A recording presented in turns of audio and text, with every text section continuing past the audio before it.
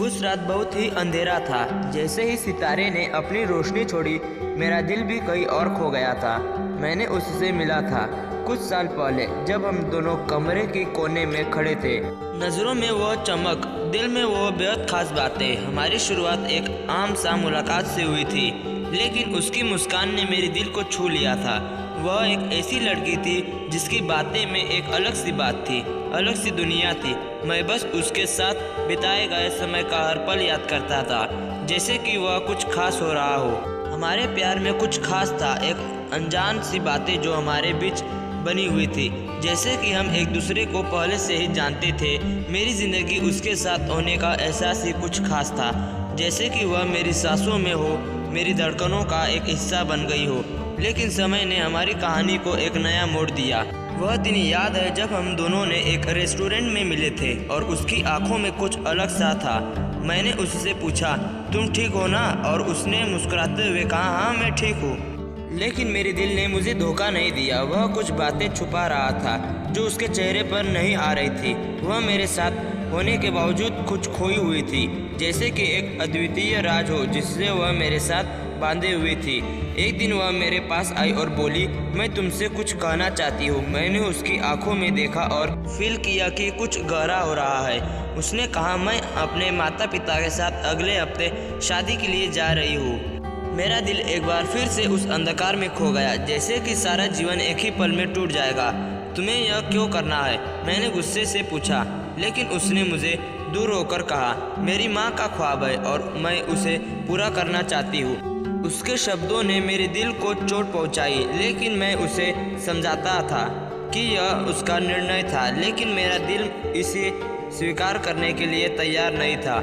हमारी मुलाकातों की यादें मेरे दिल को दर्द दे रही थी, जैसे कि वह सभी पल एक दूसरे के साथ ही बिता रहे हो। उसने मेरे होठों पर एक प्यारी सी मुस्कान दी और कहा, मुझे माफ़ कर दो प्यार करने वाले। और फिर उसने मुझसे दूर होकर चले गए। मैं वहाँ खड़ा रह गया, हृदय टूट हुआ, सभी सपने एक साथ गिर गए। अगले कुछ दिनों में मैंने उसकी शादी की खबर सुनी। हर कोने से आई यह न्यूज़ मेरे दिल को और भी दुख कर रही थी। उसकी हंसी, उसकी खुशी सब मेरे सामने था, लेकिन मैं उसके साथ नहीं था। एक रात मैंने अपने आंसुओं को रोक नहीं सका और मेरा दिल उसके लिए रो रहा था। मैंने उसके लिए एक पत्र लिखा जिसमें मैंने सब कुछ लिखा था जो मेरे दिल के अंदर था, जिसे मैंने उससे कहना चाहता था, और फिर मैंने उसे भेज दिया। कुछ ही दिनों बाद उसका जवाब आया। वह मेरे साथ बातचीत करना चाहती थी और हम मिले। उसने कहा, तुम्हारा पत्र पढ़ा और मैं समझती हूँ कि तुम्हें कितना दर्द हो रहा है। मुझे माफ़ करो, मैं अपनी माँ के सपने को पूरा करना चाहती थी और मैंने जानती हूँ कि तुम मेरे लिए कितने अच्छे होते हो। मैं उसकी आंखों में देखा, वह भी रो रही थी।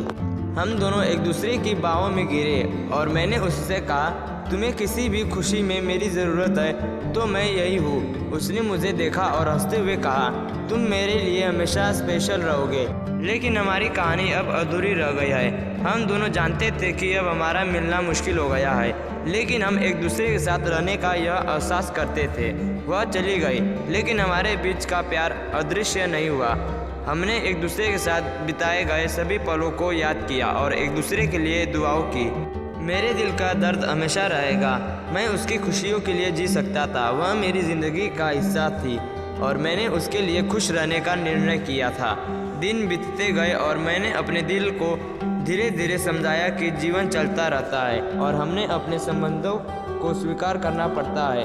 ज़िंदगी की चक्रधर में हम बढ़ते रहते हैं, कभी हंसते हैं, कभी रोते हैं, लेकिन हम आगे बढ़ते हैं। मैंने अपने दिल को संबोधित किया, तुमने जो किया वह सही था। उसने अपनी माँ के सपने को पूरा किया और अपने जीवन में खुशियाँ ढूंढी। मैंने उसकी खुशियों के लिए दुआएं भेजी और उसके भविष्य के लिए शुभकामनाएं भेजी।